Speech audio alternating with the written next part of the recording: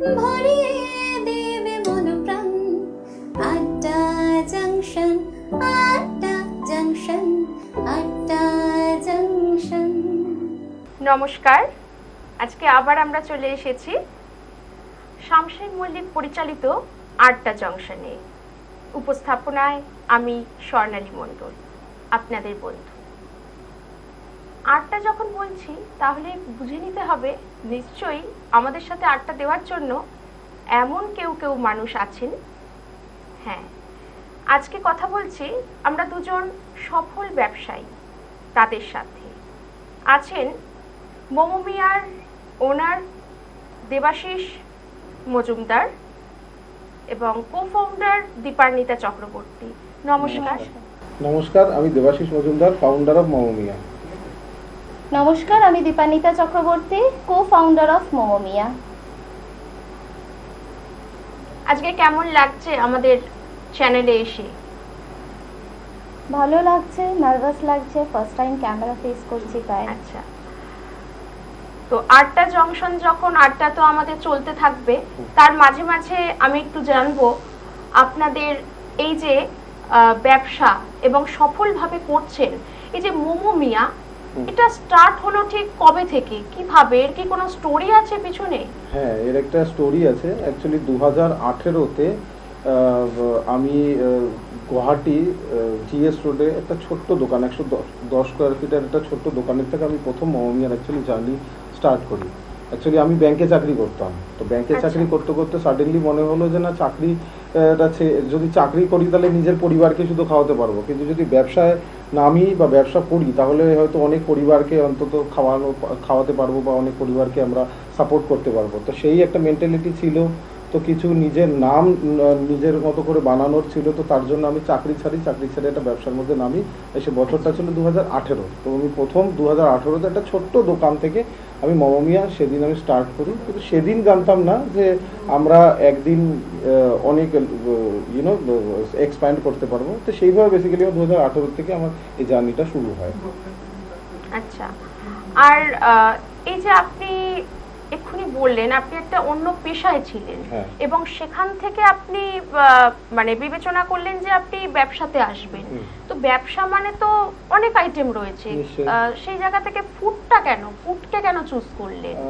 Actually যখন আমি চাকরি করি তখন আমারই এক বন্ধু আমাকে একদিন আমি যখন ঘুরতে আসি কলকাতায়, তখন আমি একটা মোমো খেয়েছিলাম কোনো এক জায়গার থেকে। তো আমার খুব খিদে পেয়েছিল, তো আমি আমার বন্ধুকে বললাম যে কোনো কিছু একটা খাওয়া। তো বলেছে এখান থেকে মোমো খা। তো আমি বললাম যে দেখুন, জেনারেলি মোমোটা হলো আপনার এই গুয়াহাটি, শিলং, সিকিম, নেপাল সমস্ত টিবেটিয়ান জায়গারই প্রোডাক্ট বেসিক্যালি। তো এখান থেকে মোমোটা তো মানে বেরিয়ে আপনার অল ওভার ওয়ার্ল্ডে সার্কুলেট হয়েছে, আপনার এক্সপ্যান্ড হয়েছে।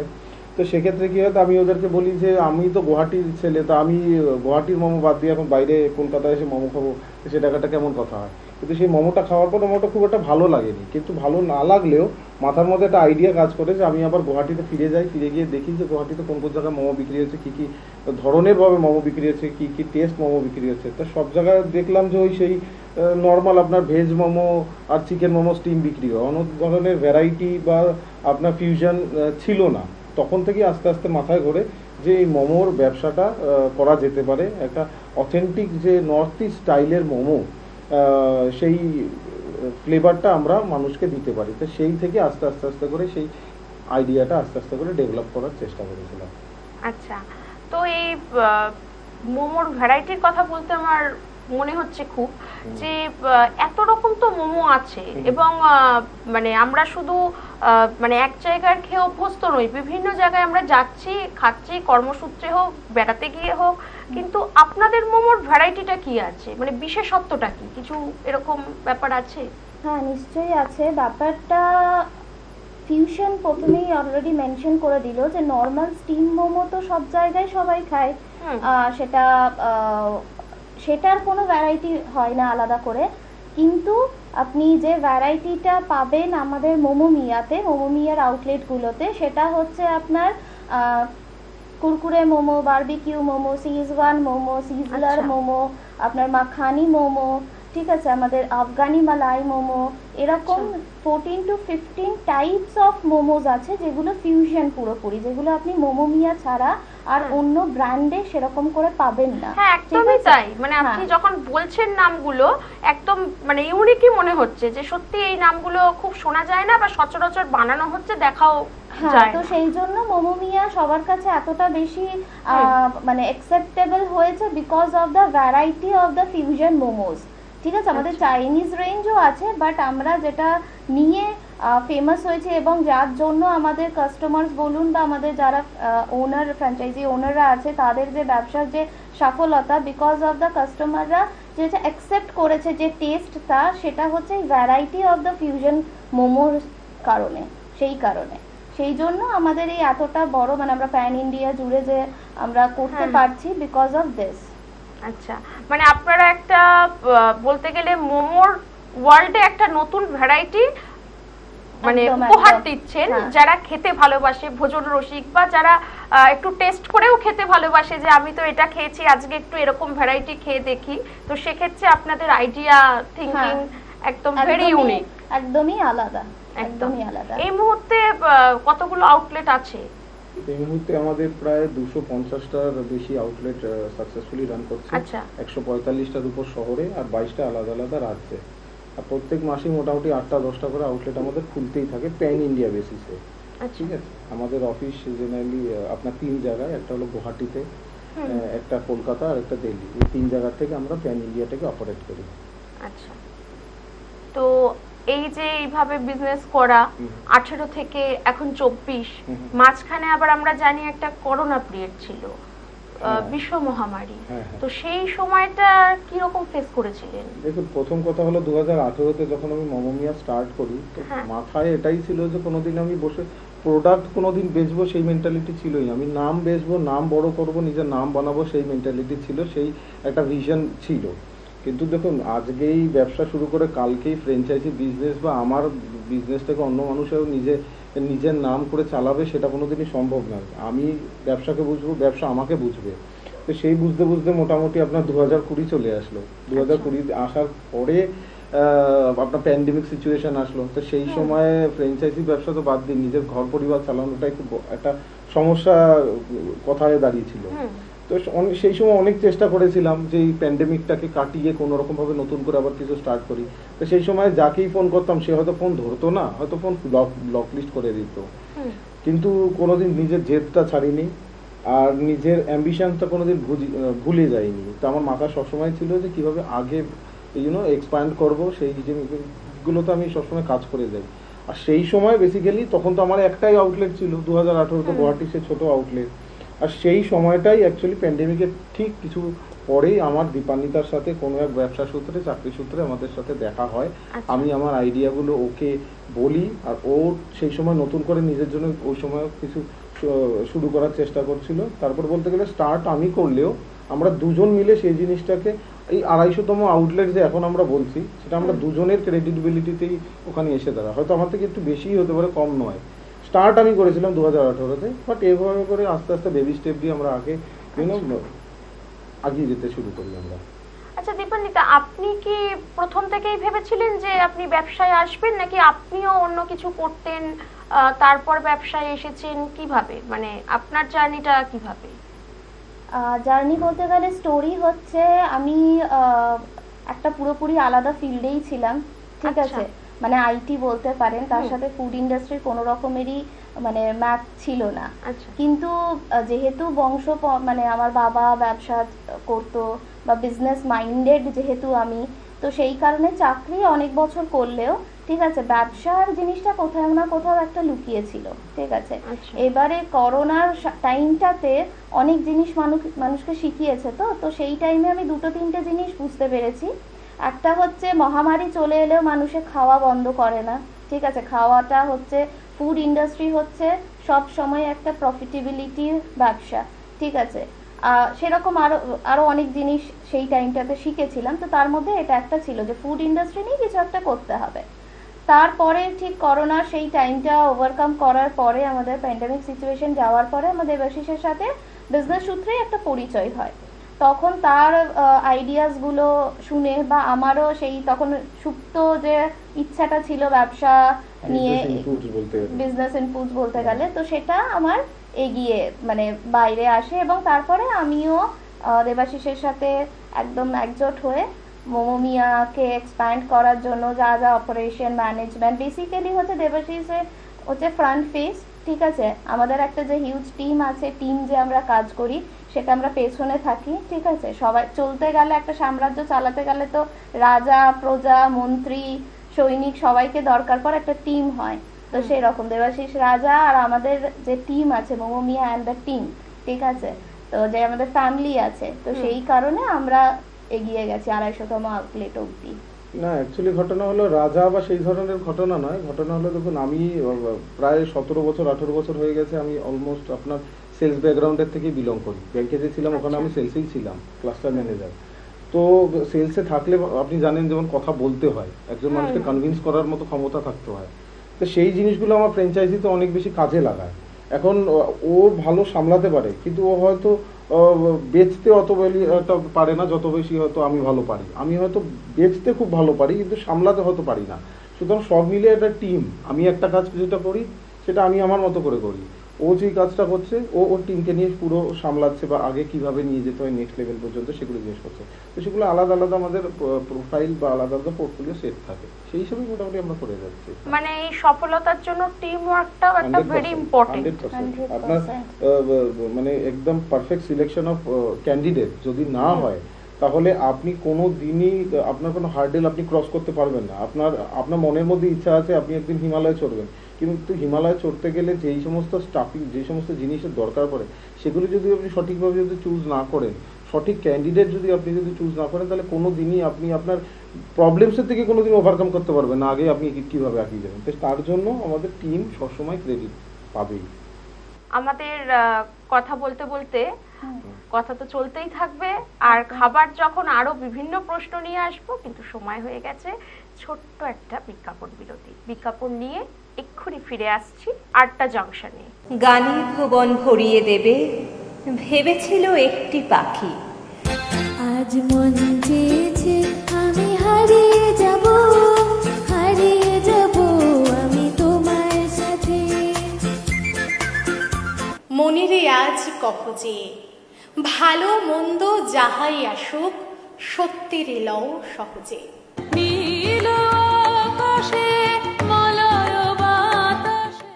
ফাগুন হাওয়ায় হাওয়ায় করেছি যে দান, তোমার হাওয়ায় হাওয়ায় করেছি। কবিতা কিংবা গান, নৃত্য আর অঙ্কন ভরিয়ে দেবে মন প্রাণ। আড্ডা জংশন, আড্ডা জংশন, আড্ডা জংশন।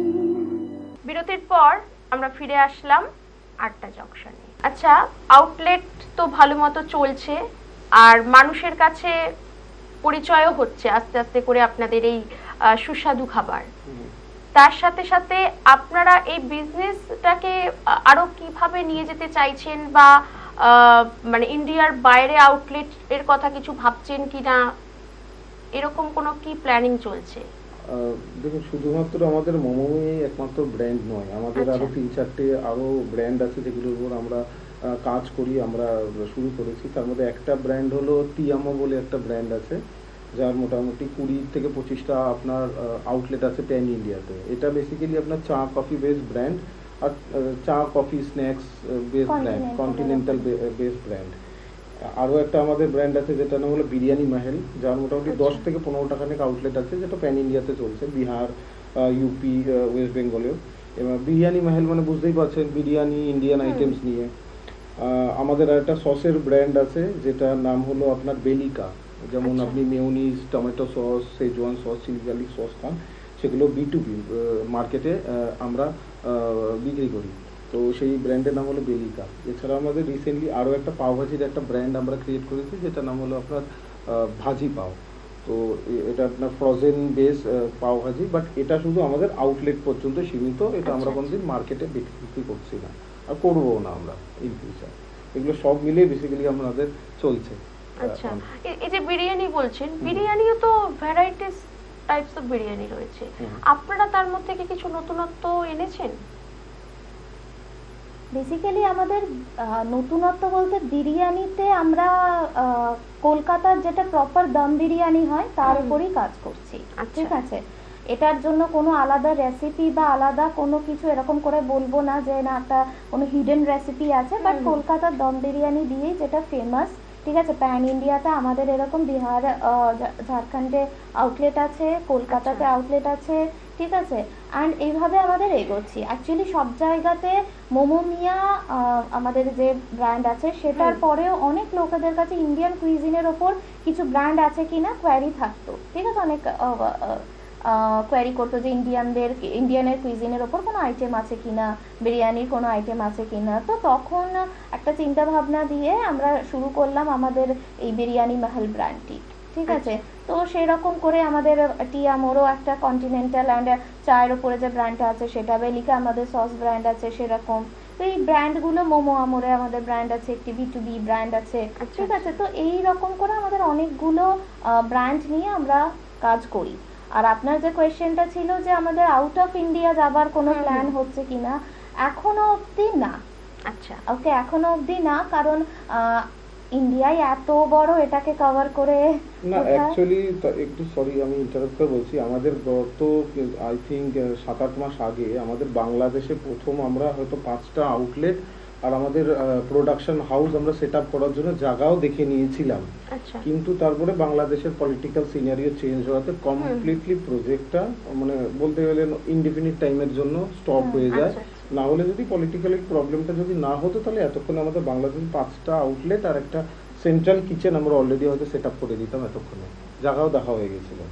সেইগুলো আমাদের হয়েছিল কিন্তু সামহাউ সেটা সাকসেস হয়নি। তো এখন প্ল্যান নেই, বাট ইন ফিউচার প্ল্যান হতে পারে। ঠিক আছে, কারণে আচ্ছা। আর এই যে বিজনেস এগিয়ে যাওয়া এবং এত কিছু প্ল্যানিং, এই সব কিছুর পর মানে এছাড়া আর কোনো কিছু করতে ভালো লাগছে, কোনো যে কোনো কিছু মানে হবি যেটাকে আমরা বলি, সেটা আপনাদের কি আছে?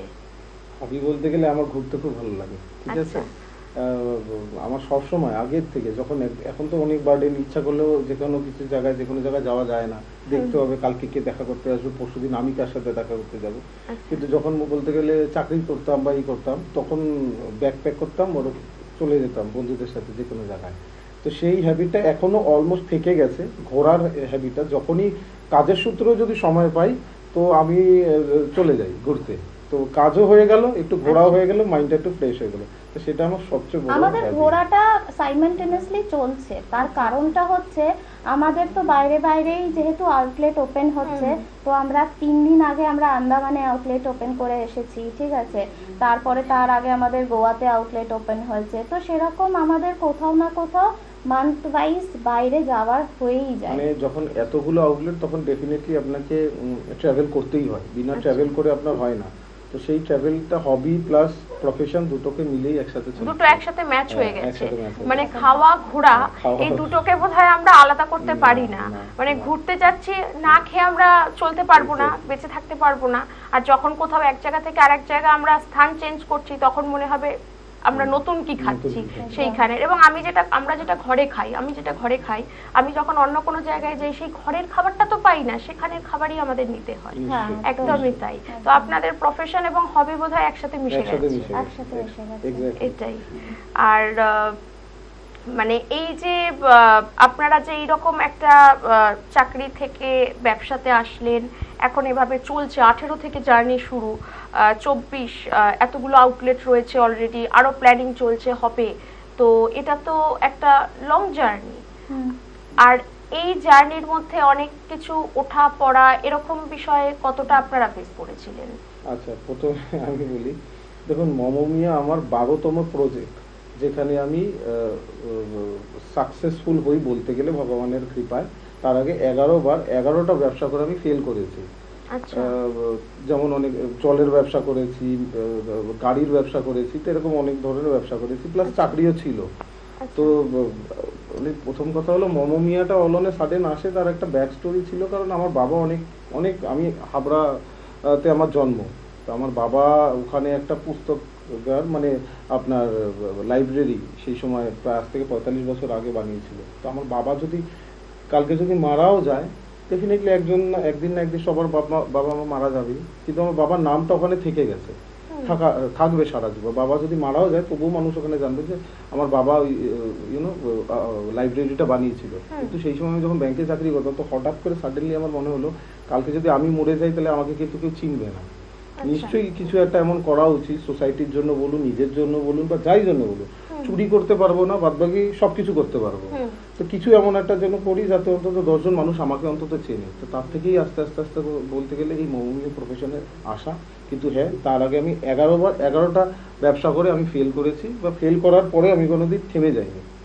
ইভেন আজকেও যদি আমি ফেল হয়ে যাই, তাহলে কালকে আবার নতুন কিছু ভাবার চেষ্টা করবো, নতুন কিছু করার চেষ্টা করবো। এটাই হওয়া উচিত, স্বাভাবিক কথা। মানে আপনার যে মনের যে একটা জোর, ব্যবসাতে ওঠা পড়া এগুলো থাকে, এবং এইটা তার সাথে ভীষণভাবে ম্যাচ করে গেছে, তা না হলে কোনোভাবেই সে এগোতে পারবে না। তো এখানে আমার একটা প্রশ্ন, যেটা আমি দর্শকদের উদ্দেশ্যেই করছি, যারা ভাবছেন যে ব্যবসা করবেন, ব্যবসাটাকে পেশা হিসেবে বেছে নেবেন, তারা কিভাবে এগিয়ে আসতে পারে? কেন এত অনিশ্চিত ভবিষ্যৎ? এখন একটা ব্যবসা শুরু করা হলো, তারপর সেটা যে কোনো মুহূর্তে পড়ে যেতে পারে। তাহলে কিভাবে ভাববো আদৌ ব্যবসায় আসবো না অন্য কোনো কিছুকে পেশা হিসেবে নেব? মানে এই যে একটা জটিলতা তৈরি হচ্ছে, আর এই জটিলতা এই রকম সমাজ ব্যবস্থার মধ্যে আপনারা করছেন এবং একটা জায়গায় এসেছেন, তাই আপনাদের কি সাজেশন তাদের জন্য, নতুনদের জন্য? দেখুন, প্রথম কথা হলো যে আপনার মধ্যে যদি ক্যালিবার আছে, আপনার মধ্যে যদি ক্যাপাবিলিটি আছে, তাহলে দরকার নেই যে আপনি ব্যবসায় এসে নাম করবেন, আপনি চাকরি করেও নাম করতে পারেন। এরকম অগণিত আপনার সামনে এক্সাম্পল আছে। কিন্তু না, আপনি যদি ভাবেন যে আমি ব্যবসা শুরু করতে চাই, তো তার আগে কিছু জিনিস ভাবতে হবে। যে ব্যবসা শুরু করলে আপনি প্রথম দিনই যে আপনি জিতে যাবেন তার কোনো কথা নেই, আপনি সাকসেসফুল হয়ে যাবেন প্রথম দিনই তার কোনো কথা নেই। আপনাকে হেরে মানুষ তখন যায় না যখন মানুষ পড়ে যায়, হেরে তখন যায় যখন পড়ার পরে কোনোদিনও ওঠে না। সে উঠতে হবে, ওঠার মনস্থিতি রাখতে হবে, আপনাকে মেন্টাল ডিটারমিনেশন থাকতে হবে, আগিয়ে যেতে হবে। আজকে যদি আমি বললাম না, আমার মৌমিয়া এই প্রথম ভেঞ্চার না যেখানে আমি সাকসেসফুল হয়েছি, তার আগে 11 বার ফেল হয়েছি। সুতরাং আপনাকে ফেল হতে হবে। আপনি যদি ফেল না হন, তাহলে আপনি সাকসেসফুল যে মানেটা বা সেই দ্য ফ্লেভার বা সেই জিনিসটা আপনি কোনোদিন বুঝতে পারবেন না। তো আপনাকে ফেল হতে হবে, আর ফেল করার পর আপনাকে যেতে হবে। খুব ইম্পর্টেন্ট, রিজেকশন ফেল করাটা রিজেকশন হতে হবে, তবে গিয়ে সেই উইল পাওয়ারটা আসে যে ব্যবসা করব, সেই উইল পাওয়ারটা। ব্যবসা সব সময় এরকম কখনোই হয় না যে আপ হলো তো আপই। ব্যবসা মানে আপ এন্ড ডাউন। ব্যবসা চাকরির মধ্যে এটা সবচেয়ে বড় ডিফারেন্সিয়েশন যদি বলেন, যে চাকরিতে একটা নিশ্চিত আছে যে আপনি ওরকম তারিখে আপনি একটা মাইনে পাবেন, স্যালারি পাবেন। কিন্তু ব্যবসাতে এরকম কোনো নিশ্চয়তা কোনো দিনই আসবে না, সে আপনি যত বড়ই ব্যবসাদার হয়ে যান। এই মেন্টালিটিটা রাখতে হবে। তাহলে আমাদের তো এরকম আড্ডা চলতেই থাকবে, আর আপনাদেরকে অনেক অনেক অভিনন্দন, শুভেচ্ছা। এইভাবে মৌমিয়া সবার ঘরে পৌঁছে যাক, আপনারা সবাই মৌমিয়া থেকে জিনিস নিন, খান, অন্যদের খাওয়ান, উপহার দিন, এবং আপনাদের কেমন লাগছে সেই ফিডব্যাকও অবশ্যই জানাবেন। আর এই রকম অনুষ্ঠানও আমাদের চলতে থাকবে, আপনারা এগিয়ে যান, আবারও আসতে পারেন। আর আপনারা যারা মনে করছেন চ্যানেল ভিশনে আড্ডার জংশনে কিভাবে আসবেন, হ্যাঁ, আপনাদের জন্য অবশ্যই ব্যবস্থা রয়েছে। স্ক্রিনে দেওয়া নাম্বার আছে, সেখানে যোগাযোগ করতে পারেন, যোগাযোগ করে আপনারা আসতে পারেন। আজকে অনুষ্ঠান এখানেই আমাদের শেষ করতে হচ্ছে, কারণ সময়ের কাছে আমরা সীমাবদ্ধ। আবার আসবো নতুন কোনো এপিসোড নিয়ে। তার আগে আপনাদের জন্য কিছু উপহার রয়েছে চ্যানেলের পক্ষ থেকে। ধন্যবাদ। Thank you. Thank you. Thank you.